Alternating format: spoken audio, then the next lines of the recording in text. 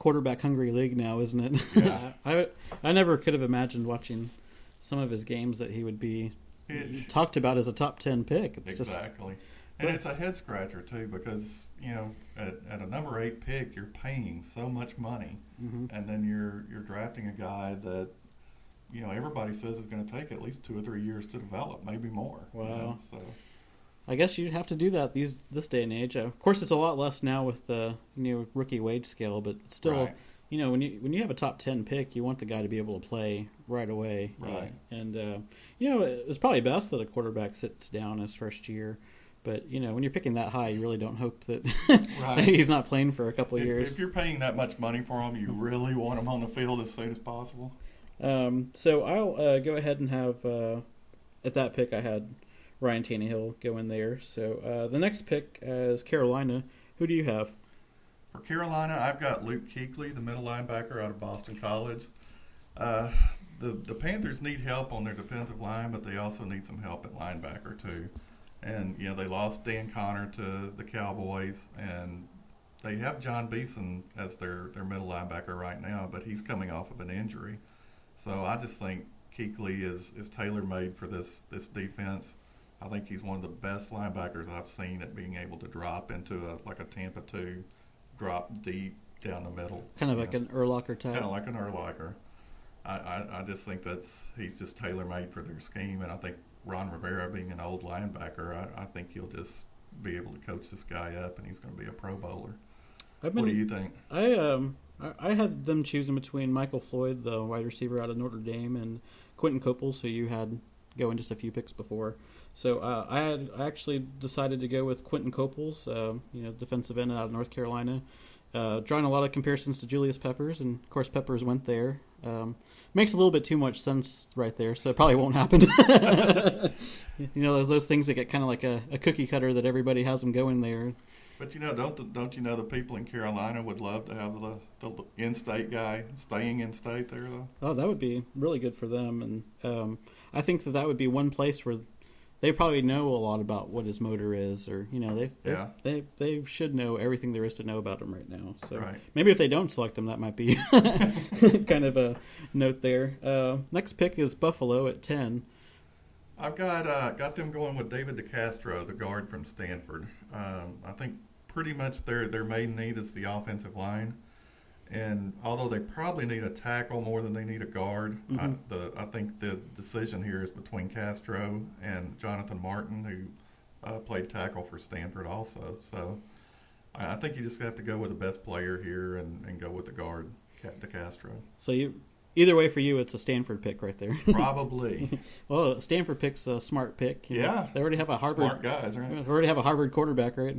There you go. Yeah, so I had them choosing between Michael Floyd and Riley Reif. He's still here, available on mine. So I went with Michael Floyd, the wide receiver out of Notre Dame, who really had a good bounce-back year for Notre Dame last year. Kind of rededicated himself, and he's had some trouble with the DWIs, but moved back into the freshman dorm at that. Did he really? Yeah.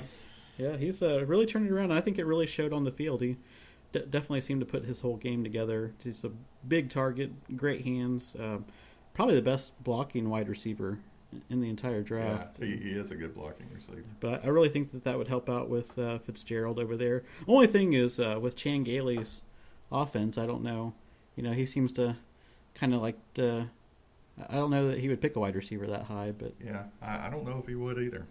So this will be a pick for us to keep our eyes on. I'm sure we'll be just waiting and see what Buffalo is going to do. But Kansas City's got the next pick. Are we at pick 11? Yeah, we're at pick 11. That would be I went ahead and put Ryan Tannehill, the quarterback from Texas A&M here.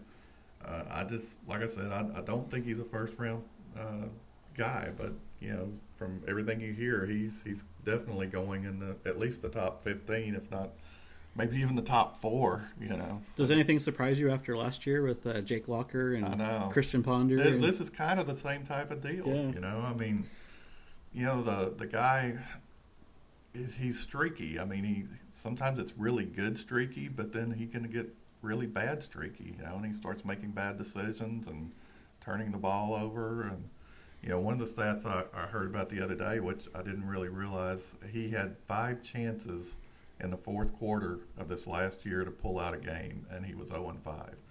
So, I mean, to me, that just doesn't sound like a first-round pick. But Yeah, and I guess the A&M fans that are probably going to email into us now, get all 50, all 50 of them. yeah, It's probably from one person too. They're gonna probably tell you that the team wasn't very good, and which is probably true. And sometimes production in the college level doesn't always translate. Isn't a good predictor, but. Well, and you can't take all 5 of those games and say, okay, they were all 5 his fault either. Truthfully, I mean, the guy is very athletic. He's an ex-wide receiver, so, I mean, he can move around quite a bit, and he's got a strong arm. But it needs some refinement. yeah, he needs probably a couple of years to be coached up, and then, he'll probably be okay. Which isn't bad. Aaron Rodgers had a couple of years on the bench. Another first-round pick, right? Albeit later in the. Yeah, it was a lot later. It's like 22 or 26, something and like that. He was behind a guy named Brett Favre, so Yeah. it wasn't like they needed to rush him on the field. But that's kind of a situation that he needs. He needs to go to a team that, I think, a situation like Miami where he doesn't have to start the first year, or Kansas City like you were talking about. He can play a couple of years behind Castle, and get his legs under him and learn how to be a pro. So that would probably be a decent fit for him. With Who do you have? Kansas City, I had Riley Reef, the tackle from Iowa, going right there to kind of help shore up the line and get them some help. If Tannehill's available there, Kansas City would have to think long and hard about what they wanted to do. It's a new coaching staff now that Todd Haley's gone, and I mean, they even thought about Peyton, right? Yeah, that's right, they did. So, that'll be another interesting pick. The next pick is Seattle. Who do you have Seattle getting? I've got him going with Fletcher Cox, the defensive tackle from Mississippi State. Good pick. And I think the Seahawks, they need help on the front end. And, Cox is a guy that's like a one-gap penetrator, and, he can just improve their pass rush up the middle. I think he'd be a good pick for him. Who do you have? I have Seattle going with Luke Kuechly. So I thought I was having him go a little high there, but you already had him off the board. So that's Cox is kind of my guy, the kind of guy I've been behind, and Kuechly's your guy. So Yeah. So between Seattle, they're getting one of our guys right here. But that doesn't mean that I don't like Cox or you don't like Right. It's That's true. Kind of like that's our favorite guy. Yeah. I could never get tired of watching Fletcher Cox, and I'm sure that's the same with Kuechly for you. Yeah. All right, next on the clock we have the Arizona Cardinals at pick number 13. Right. They were also in the Peyton Manning sweepstakes. Yeah, they were. I've got them going Jonathan Martin here, the tackle from Stanford. They've got Levi Brown on one side and Jeremy Bridges on the other one. I don't even know who that is. But anyway, I'm sure Martin can beat out Jeremy Bridges and become the right side tackle. I'm not sure if he's athletic enough to play on the left side, but if he plays on the right, I think he's just big time help in the running game and protecting the front side of the quarterback there. I know who Todd Bridges is from Different Strokes. But yeah, I don't know who that is either. But I had them going with another Stanford player. I went with the guard David DeCastro. Thought it was a little bit high for Martin there, but I could certainly see him going in there. But DeCastro would definitely be probably the best player on the board and definitely help out right away. I could see DeCastro there too.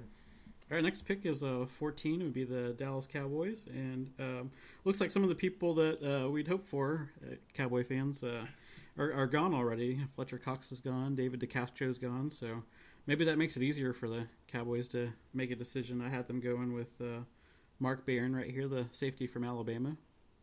Yeah, and I've got Barron also. I just think they had a lot of problems in the secondary last year, and I think Barron's a guy that can get back there and get everybody lined up in the right spots and take charge, and he's just a physical player that I think Ryan's going to love. So I think he'd be a good fit there. Yeah, I think a lot of Cowboy fans might be a little scared that he might be another Roy Williams type, but I really don't see him being like that. I don't think so either. I mean, I've heard people say that all he can do is play in the box, but I mean, I've seen the guy go deep and pick off passes and stuff, so I'm not buying that. It wasn't like he played in the biggest pass happy offense either in the SEC. Right. But I've just seen him make too many plays in the passing game, and nowadays in the NFL, if you've got a guy that can get out and cover guys in the slot and give you a lot of versatility, I mean that's just a good guy to get for your defense. Well, it isn't like the Cowboys couldn't use a good tackling safety anyway. I don't exactly know what they got right now. But next pick is Philadelphia. They are picking kind of high, in the draft. Not where they normally pick. Yeah. Yeah, and they finished really strong last year, and I would imagine they're going to have a better year next year. Who do you have them getting? Well, they weren't the dream team that they thought they were going to be. But they might be. They're pretty scary looking. Yeah, well, they've got a lot of weapons on offense, but what they really needed to me is somebody on defense. So I've got them getting Michael Brockers, the defensive tackle from LSU. I just think he gets them tougher up the middle, especially, if you add D'Amico Ryans, who they picked up from the Texans in that mix. And I just think he can get into the backfield and cause some confusion and rush the passer up the middle. Yeah, I also picked Michael Brockers.